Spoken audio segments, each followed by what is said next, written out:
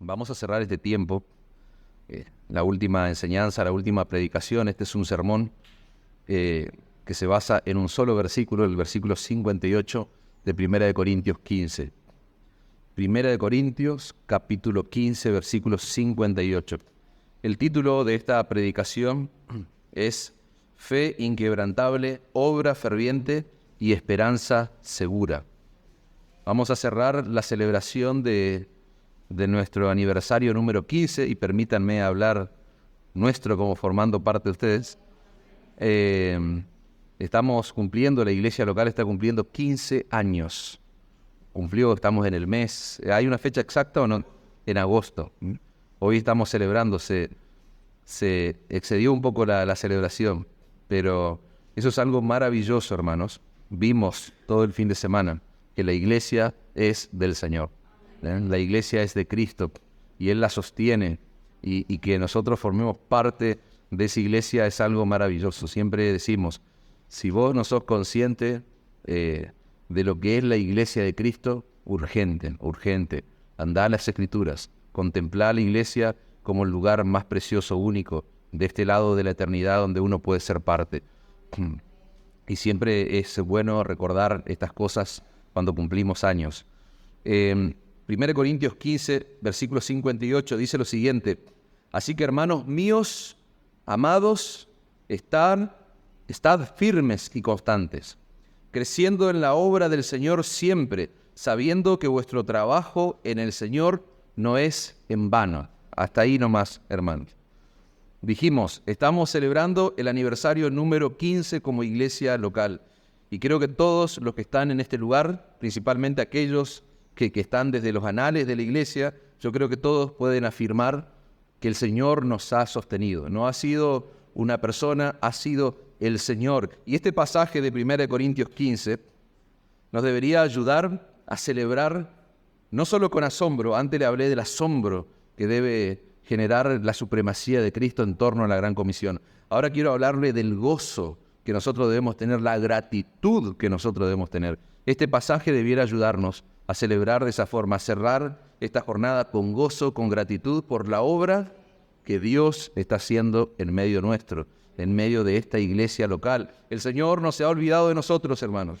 El Señor nos ha sostenido. Y yo quisiera leer a modo de introducción una poesía preciosa. Me encantan las poesías, y yo quisiera compartir con ustedes este pasaje, esta porción de una poesía que está basada en 1 Corintios capítulo 15, versículo 58. La poesía se llama La plenitud del Evangelio. Fe inquebrantable, obra ferviente, esperanza segura. Esta poesía es un resumen del sermón. O sea, de todo lo que vamos a ver en este rato, esta poesía lo condensa de manera magistral. Dice así: anclados en la fe eterna y firme, sostenidos por la palabra sublime, en Cristo nuestra ancla no hay titubeo. La verdad de su amor nos da consuelo. Confesamos con gozo, unidos en amor, la gracia inmerecida de nuestro Salvador. En su palabra hallamos dirección, firmes en la fe, nuestra proclamación, ocupados en la obra sin desmayar, servimos con fervor sin descansar. La gran comisión, nuestra gran tarea, llevamos el Evangelio a toda aldea, manos que trabajan, corazones que aman. En cada acto de servicio nuestra fe se proclama. En discipulado y en amor fraternal construimos juntos un vínculo celestial. Motivados por la esperanza, siempre fiel, miramos hacia el cielo, confiados en Él. La resurrección, nuestra firme garantía. En Cristo hallamos paz, fuerza y alegría. Sabemos que en Él nuestro trabajo no es en vano. Sostenidos por su amor, su poder soberano, esperanza viva anclada en promesa, que nos lleva adelante con fuerzas inmensas. Qué preciosa poesía, hermanos. Yo creo que podría dejar ya de predicar con esto que le acabo de decir. El cierre, hermanos, que hace el apóstol Pablo de este capítulo es una porción de texto muy pertinente para una iglesia que está cumpliendo años como esta iglesia local. Yo quisiera hablarles, antes de desarrollar el pasaje, yo quisiera mencionar que hay tres tipos de escenarios posibles que pueden comprender a la comunidad de una iglesia como esta. Y yo voy a mencionar cuáles son esos escenarios posibles y quizás vos estés dentro de alguno de ellos. A muchas personas, a muchos creyentes, les sucede con el paso del tiempo, en el marco de la comunidad de la iglesia local, les sucede que ellos van bajando el ritmo. Muchas veces ocurre que comenzamos a ver señales de agotamiento en los hermanos, en aquellos principalmente que están sirviendo al pueblo del Señor. Muchas veces vemos que nos sentimos cansados, muchas veces experimentamos la frustración. Ayer tuvimos un hermoso desayuno y había hermanos que están involucrados en el servicio y claro, había un hombre que empezó a hablarle de sufrimiento, ¿no? Y no es llamativo eso. Yo les hablaba a los hermanos a la luz de lo que vemos en la vida de Pablo, de lo que implica el sufrimiento, el padecimiento en el servicio, en la obra. Y eso no es muy alentador, pero es la realidad, hermanos. En una iglesia que está cumpliendo 15 años, probablemente haya personas que están agotadas, que están cansadas, que están frustradas. Y si ese es tu escenario, si esa es tu situación, yo quiero decirte que vos tenés que recordarte una y otra vez, y yo quiero hacerlo hoy en esta mañana, que nuestra esperanza tiene que estar puesta en las promesas de Dios, no en las circunstancias. Nuestra esperanza tiene que estar puesta en lo que Dios ha prometido y lo que Dios ha dicho, porque Él no cambia. Ese es el aliento, ese es el combustible que nosotros necesitamos para seguir corriendo, seguir batallando la vida cristiana. Pero no solamente en la comunidad de una iglesia hay gente que está cansada, frustrada, sino también se corre el peligro, hermanos, de olvidar nuestra razón de ser como iglesia. ¿Por qué de pronto hacemos lo que estamos haciendo? Nosotros caemos a veces fácilmente en una especie de inercia religiosa. ¿Qué significa eso? Apatía, pereza, desgano. Estoy, pero no estoy, como dice el dicho. Nos mantenemos al margen de las cosas que está sucediendo en la iglesia. O hacemos algo porque, bueno, siempre lo hemos hecho, pero ya no hay motivación. No hay tampoco un entendimiento. Ese entendimiento que antes nos motivaba, de pronto ahora me lleva a estar en una apatía continua. Esa también puede ser la realidad de muchos aquí en este lugar. Y por otro lado están aquellos hermanos, aquel escenario donde por la gracia de Dios, la misericordia de nuestro Señor, hay personas, hombres y mujeres que están firmes, corriendo la carrera. Esas son las personas también que componen la iglesia local. Cualquiera sea el escenario, cualquiera sea tu situación, porque ninguna iglesia, hermanos, yo esto no lo leí en un libro, o sea, esto pasa en la iglesia local allí en Argentina, en Sunchales, tenemos estas situaciones, experimentamos estos escenarios, ninguna iglesia está exenta de esto. Por eso yo creo que el versículo 58, con el cual Pablo cierra el capítulo 15 de la primera carta a los Corintios, es un texto que nos tiene, hermanos, que bendecir de una forma muy especial en la celebración de este aniversario. Yo quisiera que entendamos el contexto de lo que está sucediendo en nuestro pasaje para poder sacar mayor provecho a este solo versículo. Entre los diversos problemas que había en la iglesia de Corintio, había confusión. Era una iglesia compleja, con muchos problemas, muchos pecados. Vamos a hablar en esos términos. Había confusión de algunos creyentes de esta iglesia con respecto a la doctrina de la resurrección del cuerpo. ¿Qué pasaba? Había una influencia filosófica, una influencia griega que consideraba el cuerpo como la cárcel del alma y se había filtrado en la iglesia. Y algunos llegaron a pensar que era absurdo estar esperando la resurrección del cuerpo físico de los creyentes. Por esa razón, en el versículo 13 de este capítulo, Pablo va a decir, si no hay resurrección de muertos, tampoco Cristo resucitó. Y él va a tratar con total determinación y va a ser frontal al hablarles, porque creer otra cosa termina siendo una herejía frente a la realidad. Y yo quiero mostrarle el contexto para que ustedes vean la gravedad de lo que estaba pasando. De hecho, se le dedica una extensa porción de la carta. Entonces Pablo le dice, si no hay resurrección de muertos, tampoco Cristo resucitó. Y si Cristo no resucitó, vana es nuestra predicación y vana es nuestra fe. ¿Por qué, hermanos? Porque un cristianismo sin resurrección es un cristianismo que no tiene esperanza, es un cristianismo que cansa, que agota, que frustra al creyente. Es una fe muerta. Un cristianismo sin resurrección es una fe muerta, hermanos. Versículo 16, capítulo 15. Porque si los muertos no resucitan, tampoco Cristo resucitó. Ayer hablábamos y decíamos, alerta cuando hay palabras que se repiten en una porción de texto. ¿Por qué? Porque hay una enseñanza, hay una verdad profunda que el Señor está poniendo delante de nuestros ojos. Dice, si los muertos no resucitan, tampoco Cristo resucitó. Verso 17. Y si Cristo no resucitó, vuestra fe es vana, aún están en vuestros pecados. Entonces también los que durmieron en Cristo perecieron. Si en esta vida, verso 19, solamente esperamos en Cristo, somos los más dignos de conmiseración de todos los hombres. Mas ahora Cristo ha resucitado de los muertos. Si en esta vida Cristo es una especie de amuleto, si en esta vida Cristo es una especie de estampita en tu vida, que vos lo usás como el genio de la lámpara, le está diciendo Pablo, y si eso es todo, no va a haber resurrección, son dignos de lástima, le está diciendo a los corintios. Dice la Nueva Traducción Viviente, si nuestra esperanza en Cristo es solo para esta vida, y después se acaba todo, después termina todo, somos los más dignos de lástima de todo el mundo. Yo les decía antes, ser cristiano es ser la persona más privilegiada del planeta. ¿Por qué? Porque estás unido a Cristo, y eso es algo increíble, es un misterio. Vos estás unido a Cristo, es una realidad, un hecho espiritual. Pero si al momento de morir todo se termina, en realidad somos dignos de lástima. No somos los más privilegiados del planeta, somos los más miserables del planeta. Lo cierto, dice el verso 20, Nueva Traducción Viviente, lo cierto es que si Cristo resucitó de los muertos, lo cierto es que Cristo sí resucitó de los muertos. Él es el primer fruto de una gran cosecha, el primero de todos los que murieron. Cristo, hermanos, resucitó. Nosotros estamos unidos a Él por medio de la fe. ¿En qué cosa? La fe en su vida perfecta, la fe en su muerte y la fe en su resurrección.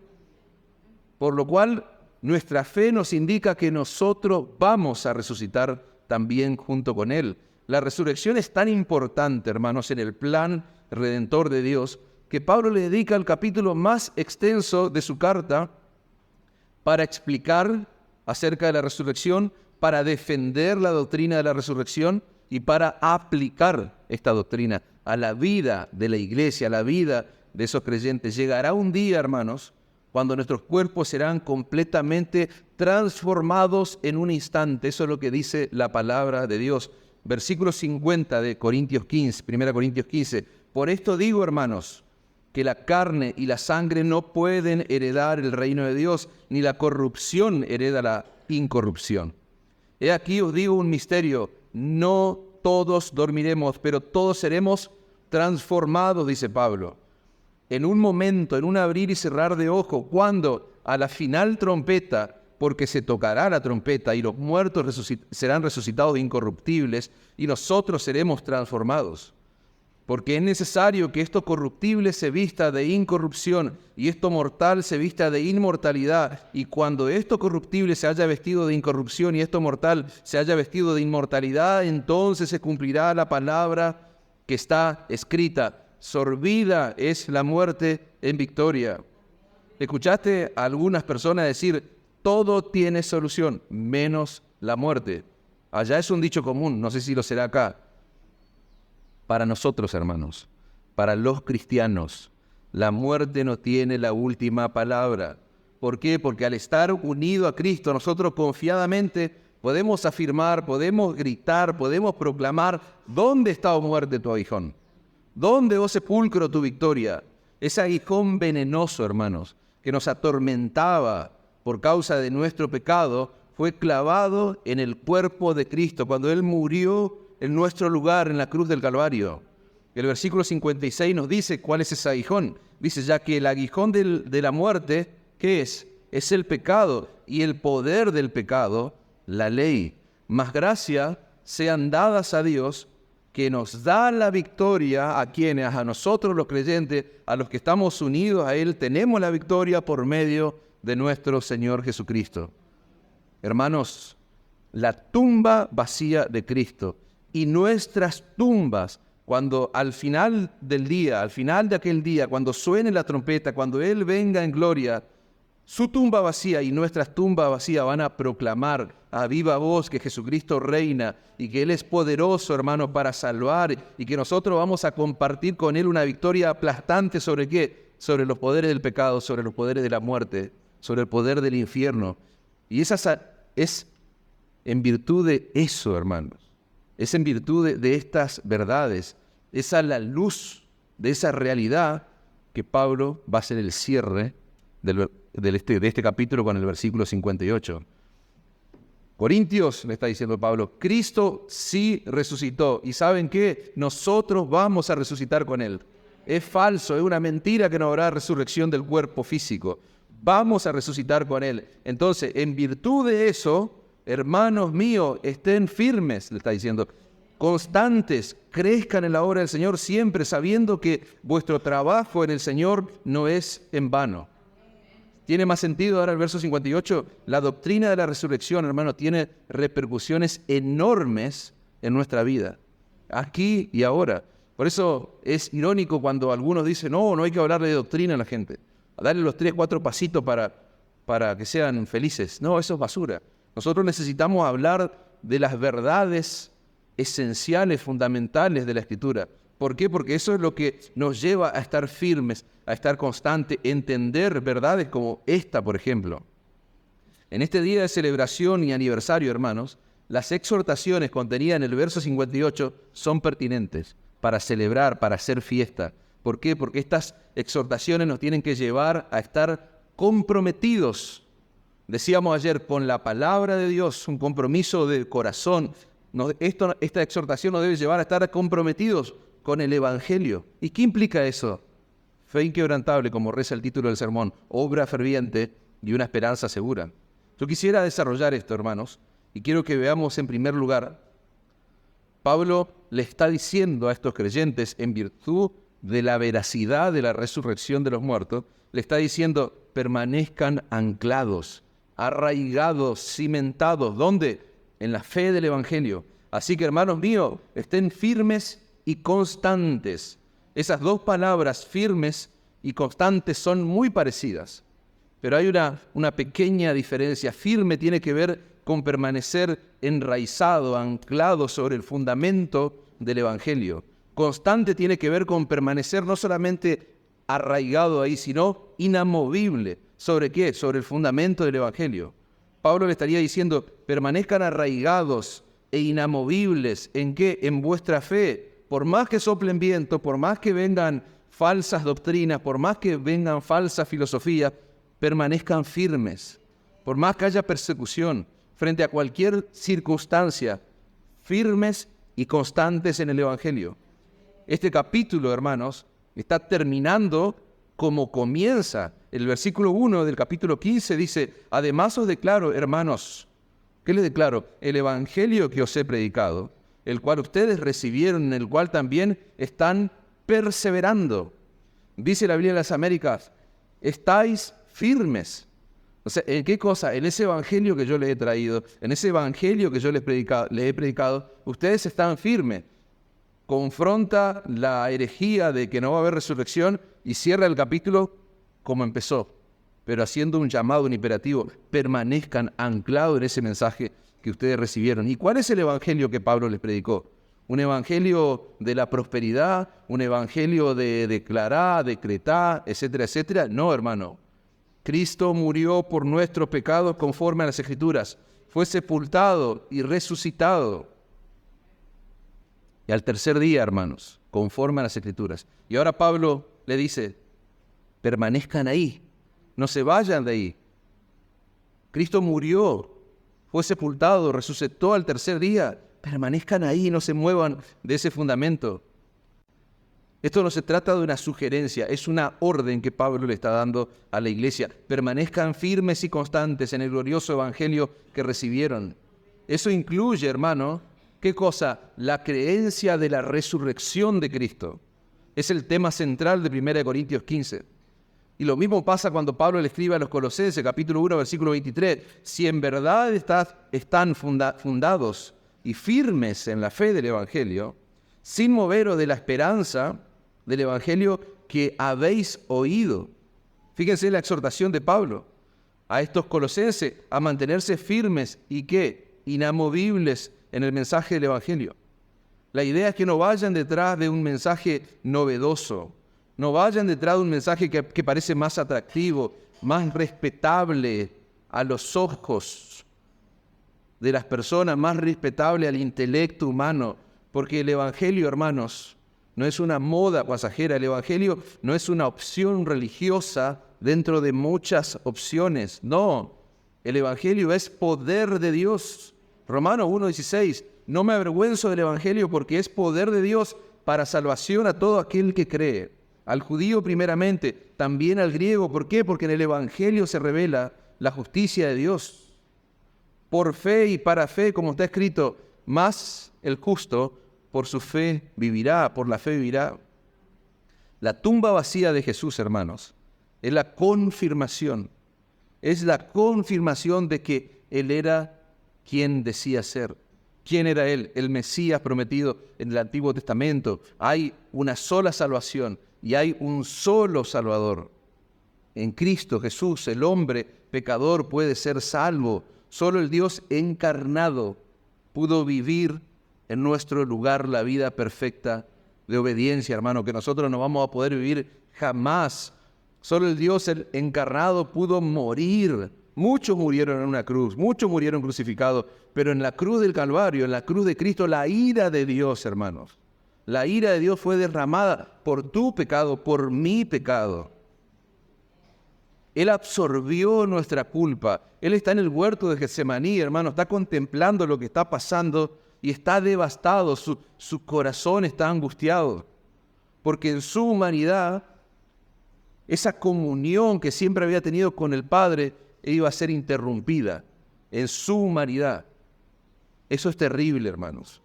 Solo hay perdón en Él, hermanos. Solo hay perdón de pecado en Cristo. Solo hay vida eterna en Cristo. Él es el camino.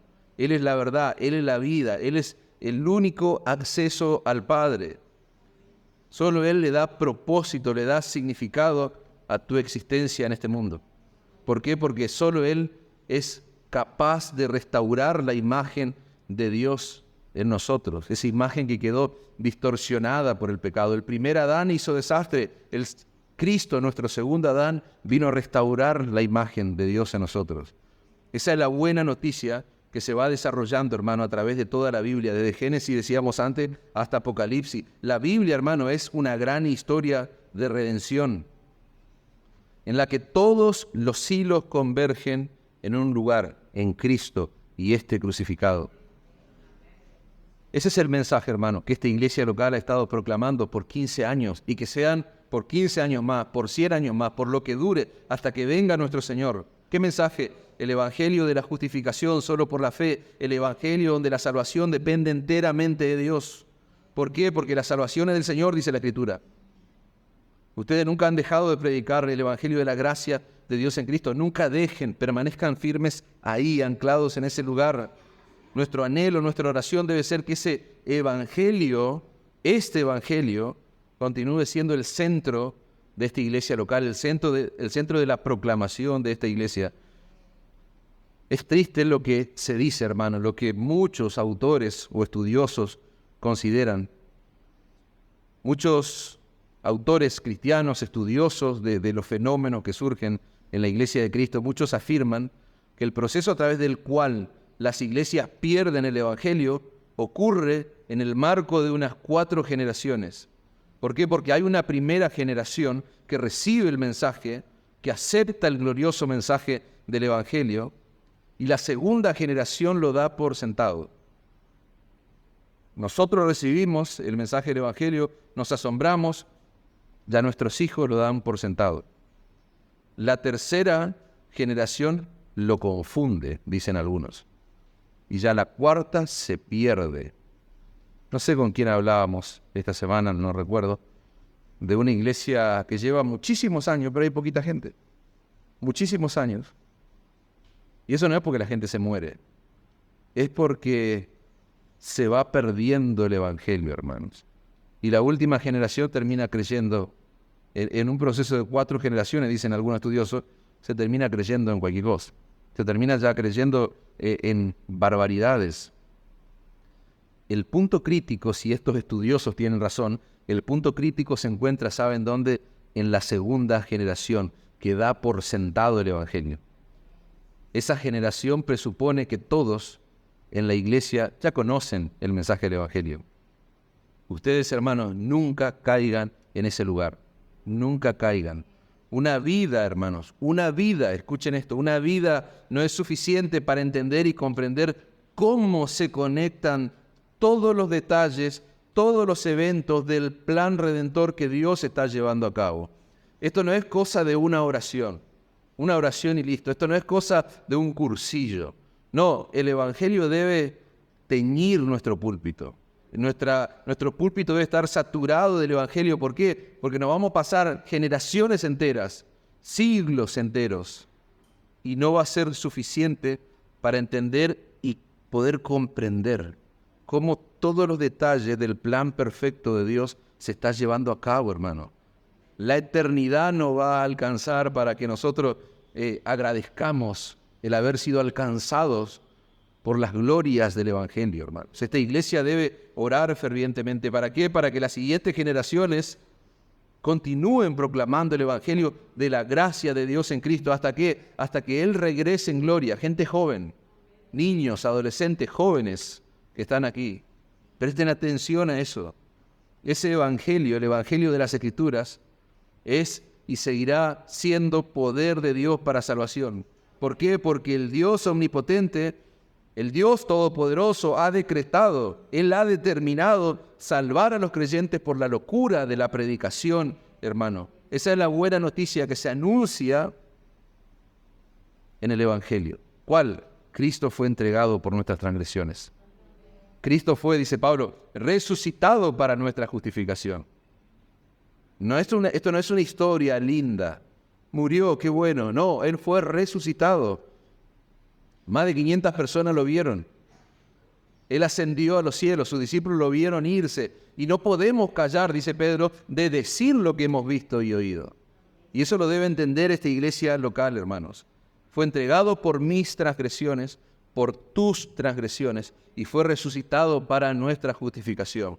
Imagínate presentarte ante Dios en aquel día con la garantía de haber creído en un muerto que está en una tumba. No, hermanos, Cristo resucitó y eso hace efectiva nuestra preciosa salvación. La responsabilidad de preservar ese mensaje no es de un pastor. La responsabilidad de preservar ese mensaje no es del que se para aquí únicamente. No, esa responsabilidad es de cada uno de los que estamos en este lugar, que conforman la membresía de esta iglesia. Todos estamos en igualdad de responsabilidad, de compromiso.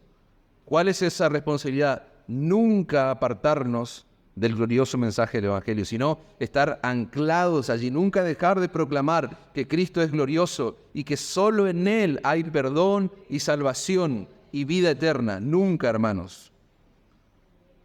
Pablo hace otra exhortación en el versículo. ¿Y cuál es esa exhortación? La de permanecer ocupados en la obra del Evangelio. Permanezcan anclados, dijimos antes, y ahora le dice permanezcan ocupados. Así que, hermanos míos, estén firmes y constantes, ya lo vimos. ¿Cómo? Creciendo en la obra del Señor, siempre.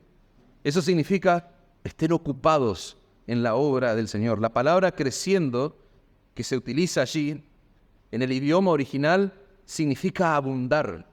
Pablo está taladrando la mente de estos creyentes. Le está diciendo, abunden en la obra del Señor.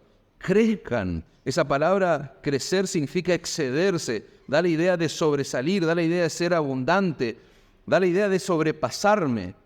¿Querés más fácil? Es hacer más de lo que se te pide. Cuando se te pide algo y haces una milla extra, haces un poco más, bueno, esa es la idea de esa palabra, creciendo en la obra del Señor siempre. Es la misma palabra que aparece, por ejemplo, cuando Pablo le escribe a los Efesios, capítulo 1, verso 7, en quien tenemos redención por su sangre, el perdón de pecados según la riqueza de su gracia. ¿Qué hizo? Ahí aparece la palabra, sobreabundar para con nosotros en toda sabiduría e inteligencia. Es la misma palabra, el mismo término griego que aparece en nuestro pasaje. Pablo está diciendo que Dios hizo sobreabundar. Pablo está diciendo que Dios se excedió. ¿Para quién? Para con nosotros, según las riquezas de su gracia. Nuestro Dios nunca fue tacaño, le está diciendo Pablo a los Efesios. Dios no fue avaro con ustedes. No, Él les ha dado de las riquezas de su gracia. ¿Y cómo lo ha hecho? Lo ha hecho de manera extravagante. Y todavía, hermanos, continúa dándonos. Es lo que le está diciendo a los Efesios y es lo que hoy nos dice a nosotros. Dios, de manera sobreabundante, hermanos, de las riquezas de su gracia, los ha bendecido a ustedes. Y continúa generosamente haciéndolo, dándonos su favor día tras día. Un favor inmerecido, hermanos. Nosotros no merecemos. Y sin embargo, decíamos antes, el Señor no se olvidó de nosotros. Sus misericordias son nuevas cada día. Él nos sostiene, Él nos fortalece. Y Pablo está diciendo, de la misma forma como Él se excedió, no es un tacaño, no es un avaro, el Dios en el cual ustedes han creído, ustedes manténganse firmes creciendo. ¿Se entiende mejor la exhortación de crecer en la obra del Señor? Hagan más de lo que se les pide. Nosotros debemos crecer, hermano, sobreabundar en nuestro servicio a Él, que se traduce en el servicio a los creyentes, que se traduce en el servicio a la iglesia de Cristo. Pablo los exhorta a estos creyentes a que dejen las pavadas griegas, que estén convencidos de la resurrección de los muertos y que eso impacte su mente, su corazón, de tal manera que ellos abunden en la obra del Señor, que trabajen con generosidad, sin desánimo, motivados, ¿por qué? Por la esperanza de la resurrección y la certeza de que el esfuerzo que ellos están haciendo no es en vano, hermanos. El esfuerzo que vos estás haciendo, hermano, no es en vano. Dice un autor, el ahora cuenta para siempre.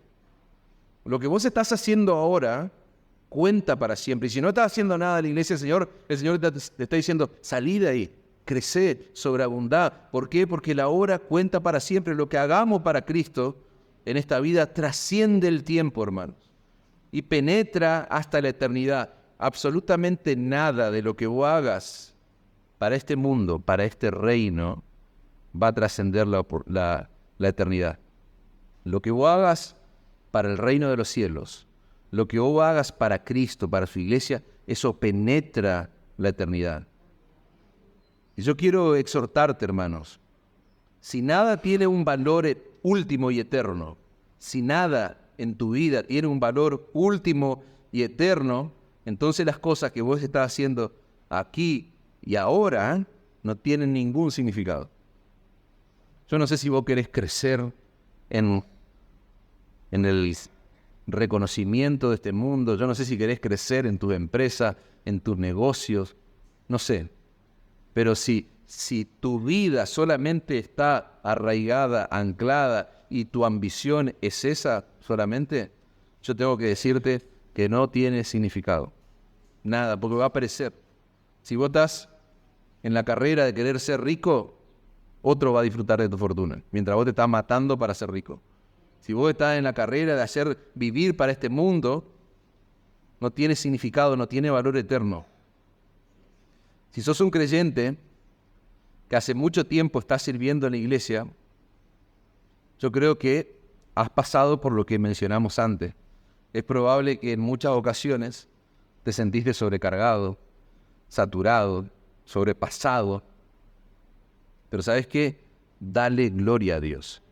Si vos estás cansado por estar sirviendo en la iglesia de Cristo, dale gloria a Dios. ¿Sabes por qué? Porque estás creciendo, estás excediéndote, estás sobreabundando en la obra del Evangelio. No se trata de que más tiempo llevo en la iglesia, menos sirvo y menos hago. No, eso es un error. Eso es un error, hermanos. Una vez me decía un hermano, pero los que servimos siempre estamos cargados, estamos saturados. Y yo intentaba hacerle ver a estos hermanos que naturalmente eso va a pasar, porque lo que llevamos tiempo caminando con el Señor probablemente seamos los más cargados, los más saturados. Y si estás cansado, es momento de descansar, pero no es momento de dejar de servir, de crecer. Yo te pregunto, ¿Vos creés de verdad que algún día el Señor te va a levantar de la tumba? ¿Vos creés de verdad que algún día el Señor te va a levantar de la tumba y vas a estar en su presencia con un cuerpo glorificado por los siglos de los siglos?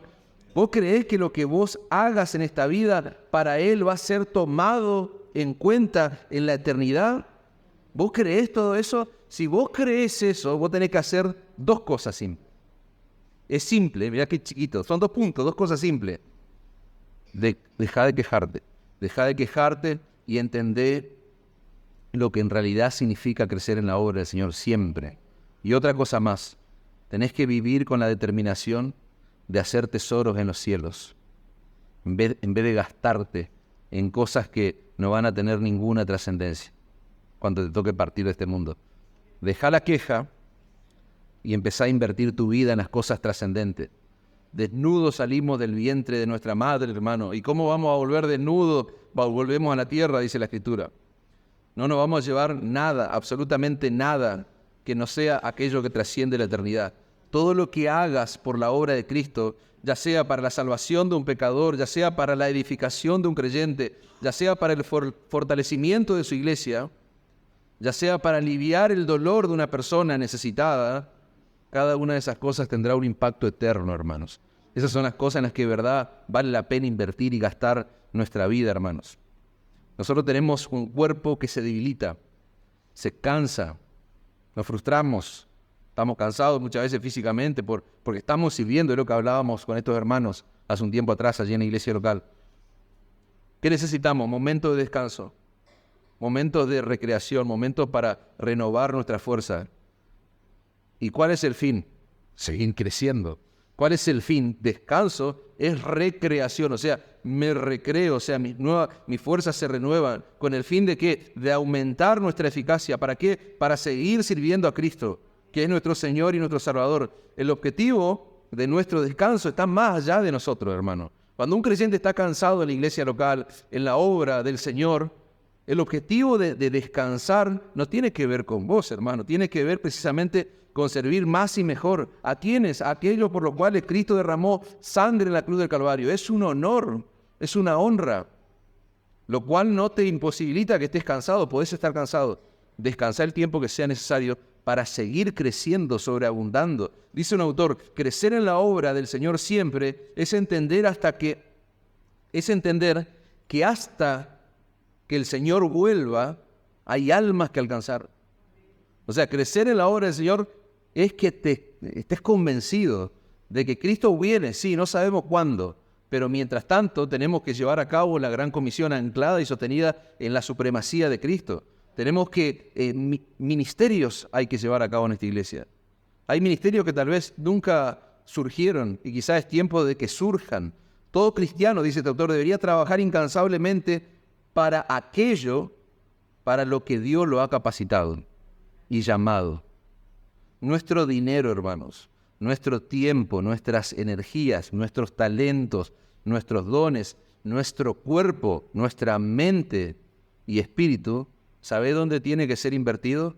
En todo aquello que de alguna manera contribuya a la obra del Señor, haga crecer la obra del Señor, traiga gloria y honra a su nombre, todo.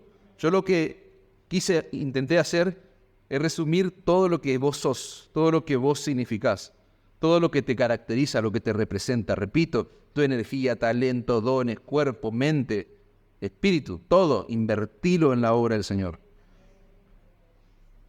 Una iglesia, hermanos, se levanta o se mantiene en pie porque es Cristo quien preserva a su iglesia. ¿Estamos convencidos de esto? Se levanta o se mantiene en pie por Cristo, no es por el hombre. Ahora, ¿saben cómo Dios preserva a su iglesia? Usando hombres y mujeres fieles que se gastan en la obra del Señor, que se gastan, hombres y mujeres fieles que han tomado en serio esta exhortación de crecer, de sobreabundar, de excederme en la obra del Señor. A veces, no, siempre dice el texto, siempre, hermanos. Nos queda mucho por hacer, hermanos, 15 años.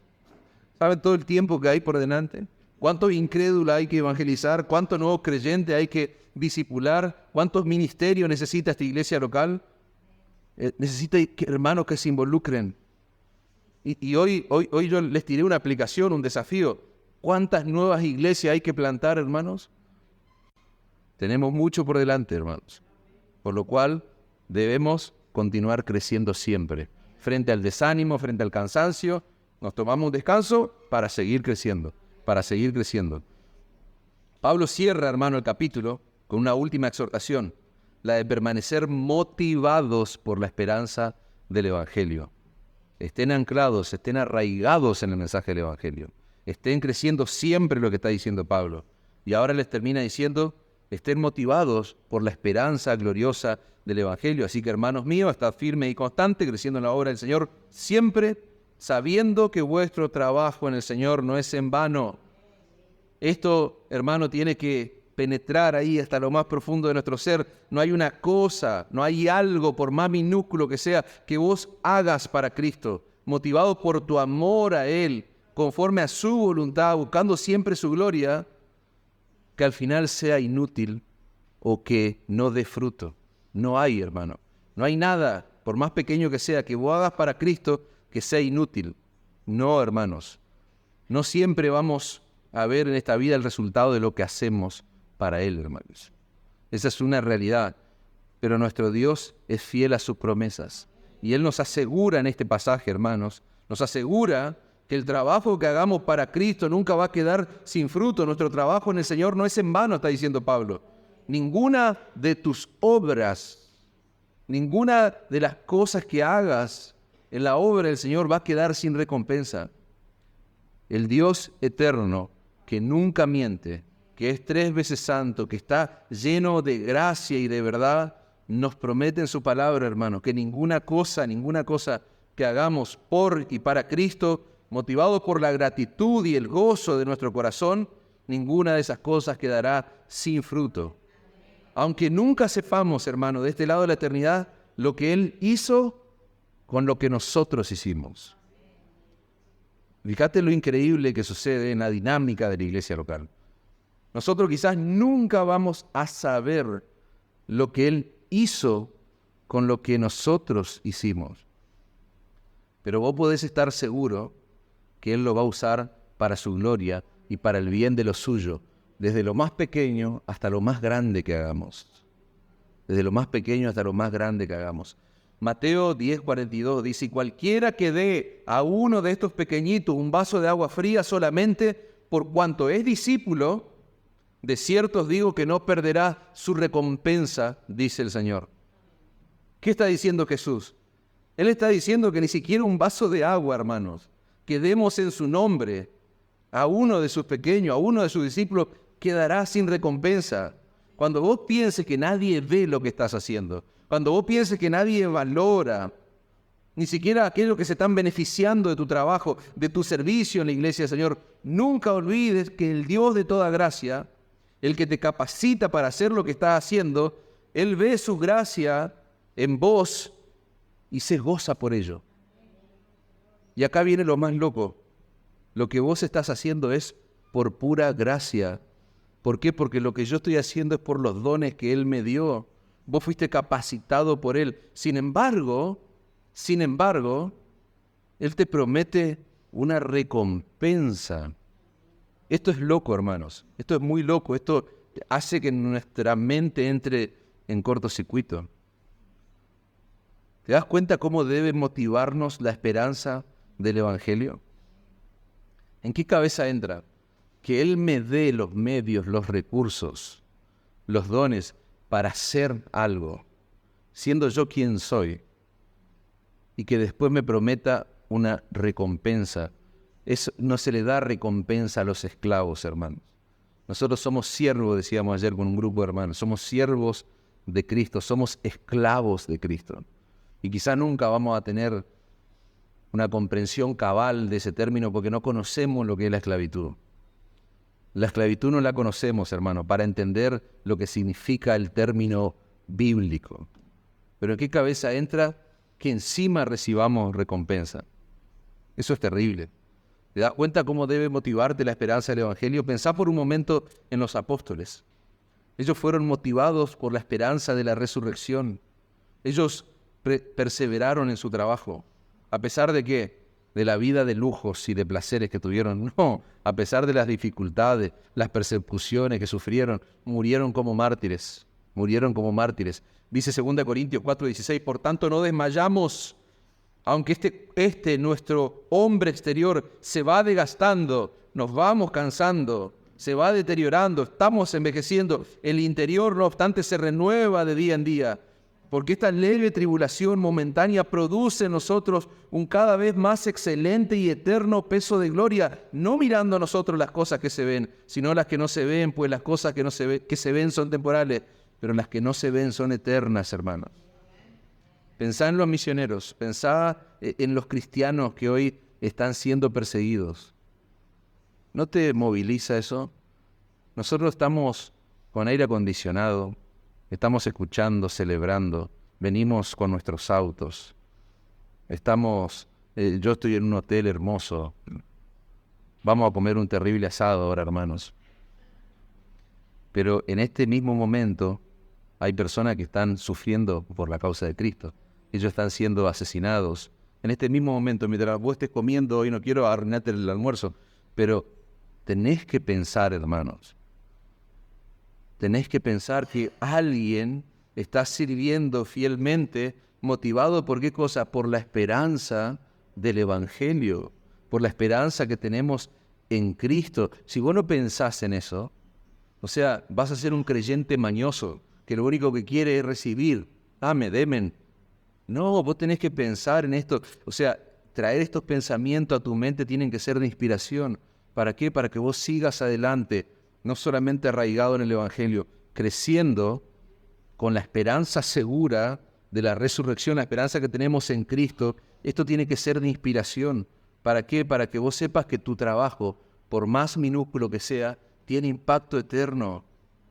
Cuando pases por momentos de desánimo, cuando pases por momentos de aparente fracaso, tenés que recordar que tu trabajo en el Señor no es en vano.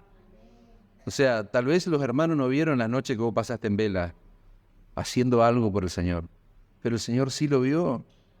Cada día de nuestra vida, hermano, tenemos que vivir y servir con la certeza de que estamos contribuyendo al reino de Dios. Y esa convicción nos da la fuerza necesaria, ¿para qué? Para perseverar. Esa convicción nos da la fuerza necesaria, ¿para qué? Para celebrar con gozo que estamos invirtiendo en lo eterno, estamos gastando nuestra vida en lo eterno. Tenemos que mantener una vida de oración y dependencia de Dios, hermano. ¿Para qué? Para que Él renueve nuestras fuerzas, para que Él renueve nuestra esperanza, que Él nos dé la vitalidad, la fortaleza que nosotros necesitamos para seguir sirviendo con fidelidad, con alegría, con gozo. Conclusión, hermanos. Quiero leerles 1 Corintios capítulo 4, versículo 5. Así que no juzguéis nada antes de tiempo, hasta que venga el Señor, el cual aclarará también lo oculto de las tinieblas y manifestará las intenciones de los corazones. Vos lees este pasaje y a mí me da miedo, hermanos. La primera lectura, así muy por arriba, si lo leemos desconectado del contexto, es para temblar. Porque Pablo dice que va a llegar un día en el que el Señor va a aclarar lo oculto de las tinieblas. Y Él va a manifestar las intenciones de tu corazón. Y un miserable pecador como yo ve su corazón, ve lo que hay en mí, la miseria que hay en mí, me aterra pensar que un día eso va a pasar, si lo leo desconectado del contexto, hermanos. Da mucho temor, yo me pongo a pensar en ese día y me va a dar gana de que me trague algo, la tierra, de gana de desaparecer. Pero ¿sabes cómo termina este pasaje? Y entonces cada uno recibirá su alabanza de Dios. Así termina el pasaje. Entonces, lejos de darnos miedo, de hacernos temblar, este pasaje tiene que motivarnos más que alarmarnos. ¿Por qué? Porque dice que recibiremos alabanza de Dios. Si vos sos consciente de tu realidad, esto tiene que humillarte, hermano. O sea, tiene que humillarte que vos recibas alabanza de Dios. Si Él es digno de alabanza. Él es el único digno de suprema adoración, hermanos. Pero el texto que estamos leyendo, Pablo dice que recibiremos alabanza de Dios. Él recompensará a cada uno de los suyos. ¿Eso no te trae consuelo? ¿No te trae esperanza para que vos sigas sirviendo con integridad? Va a llegar un día, hermano, cuando el gastarse para Dios y su reino va a tener su galardón.